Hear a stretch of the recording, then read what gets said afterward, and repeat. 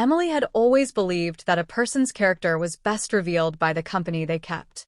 Her husband, Daniel, had a small but close-knit group of friends he had known since college. Over the years, Emily had seen them at different events, weddings, barbecues, and birthday parties, but she had never truly spent extended time with them in her own home. That was why, when Daniel suggested inviting them over for dinner one Saturday evening, she agreed without hesitation. She wanted to see the side of her husband that came alive around the people who had shaped his younger years. The day started calmly, with Emily preparing her favorite family recipes. She baked chicken with rosemary, roasted vegetables, and even made her grandmother's famous apple pie. She wanted the evening to feel special. Daniel noticed her effort and smiled warmly, kissing her on the cheek before heading out to pick up some extra drinks. Emily felt proud, imagining how happy Daniel would be to host his friends in a warm, welcoming home. By the time Daniel returned with a couple of six-packs and bags of chips, the house was already filled with the delicious aroma of baked pie. Emily lit a few candles on the dining table to create a cozy atmosphere. When the doorbell rang, Daniel quickly went to greet his friends.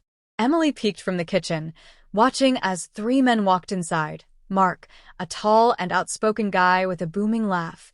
Jason, quieter but quick-witted, with sharp eyes that missed nothing. And Ben, cheerful and lighthearted, always ready with a joke. She remembered seeing them at past events, but this evening was different. Tonight, she would be sharing her space with them. The men greeted Emily warmly, each offering her a small gift, flowers, a bottle of wine, and a box of chocolates. She appreciated the thoughtful gestures and felt at ease. The dinner began with laughter. Stories from their college years filled the room, some making Emily laugh so hard her cheeks ached. Daniel seemed lighter, freer, as though he had stepped back in time. Emily loved seeing that side of him. She realized how important these friendships were to him, and she was glad to be part of it. But as the evening wore on, the tone began to shift. Mark, after a few too many drinks, began making jokes that carried a sharp edge. His humor, once playful, started to feel a little mocking. At first, Emily brushed it off. She understood that friends often teased each other, but then some of the comments turned toward her. Mark made a sarcastic remark about how perfect their house looked, saying it felt like a showroom rather than a home. Jason chuckled awkwardly, and Ben quickly changed the subject, but Emily felt a sting. She tried not to let it show, continuing to smile as she served dessert. The tension escalated when Mark made an offhand comment about relationships, suggesting that people change after marriage, and sometimes not for the better. The table grew quiet. Daniel's smile faltered, and Emily felt her stomach knot. She glanced at her husband, who looked embarrassed and slightly angry, but he didn't say anything. Jason cleared his throat, attempting to move the conversation back to something lighter, but the mood had shifted. Emily excused herself to bring out the apple pie, using the moment to collect herself. As she cut slices in the kitchen, she thought about what had just been said. It wasn't only the comment, it was the way the friends looked at her, as though testing her, trying to gauge her reaction. For the first time that evening, she felt like an outsider. When she returned with the dessert, the atmosphere was strained. The friends ate quietly, avoiding her eyes. Daniel tried to spark conversations, but the warmth from earlier never fully returned. After dinner, the men moved into the living room, turning on the TV for a sports game. Emily cleaned up in the kitchen, listening to their voices drift in and out of laughter. But something inside her felt unsettled. After a while, she stepped onto the porch to take a breath of fresh air. The night was cool, the sky clear with stars. She wrapped her arms around herself, trying to process the evening.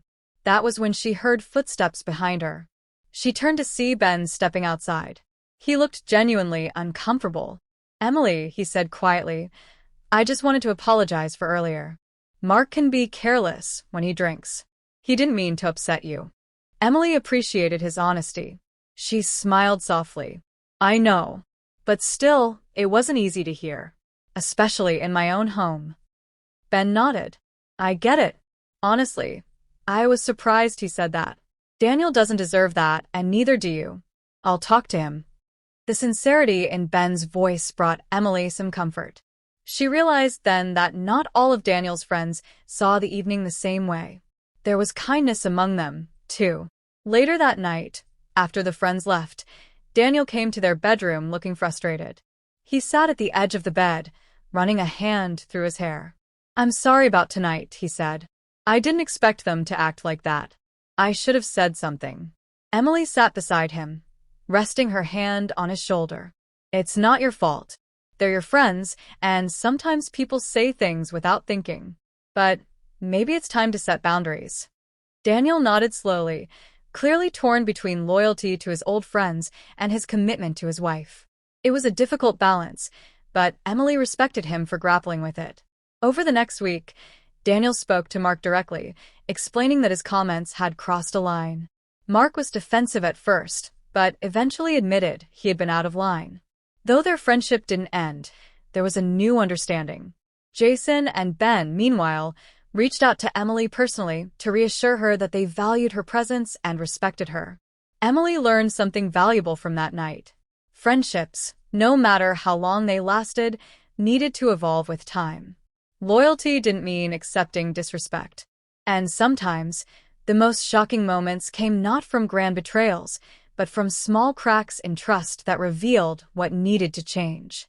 In the end, Emily and Daniel grew stronger as a couple. They learned how to navigate the delicate space between old bonds and new commitments. Emily no longer felt like an outsider when Daniel's friends came over. Instead, she felt like an equal partner, someone who could shape the environment of their shared home. The evening that once left her shaken became a turning point, teaching her about resilience, self-respect, and the importance of speaking up. What shocked her most wasn't just the words said that night, but the realization that standing quietly could sometimes hurt more than the comments themselves. She promised herself never to let that happen again. And with that promise, Emily found peace.